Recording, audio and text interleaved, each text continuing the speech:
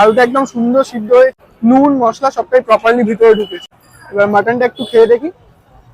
মানে সেদ্ধর দিক থেকে যদি বলো পুরো পনির লাগছে একদম, কামড়াতেই পুরো ছেড়ে বেরিয়ে এলো। একদম তুলতুলে মাটন, নুন মশলা প্রপারলি ঢুকেছে, মাটনের যে একটা অ্যারোমা থাকে সেটাও আছে। দারুণ খেতে। আর এক বাইট দিই। হ্যাঁ, বেশ দারুণ টেস্ট বিরিয়ানিটা। মশলা ফসলা মানে এক বাইট নিয়ে ঠিক মনটা ভরলো না, তাই পরপর দুটো বাইট নিলাম। বিরিয়ানিটা বেশ ভালো।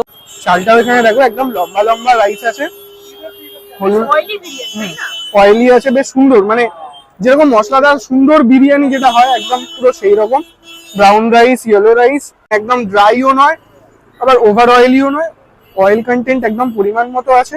হ্যাঁ, আলু বকরার দানা, জিভে জল চলে আসছে চর্বিটা দেখে, তুলতুল তুলতুল করছে,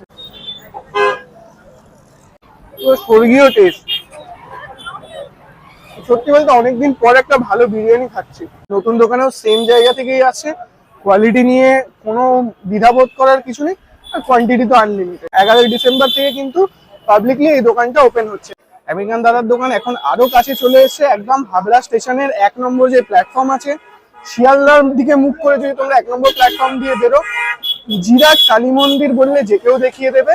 অথবা তোমরা আমেরিকান দাদা, এখানে আমরাও স্টেশন থেকে বেরিয়ে জিজ্ঞেস করলাম জিরাট কালী মন্দির, তো লোক বললো কি আমেরিকান দাদার দোকানে।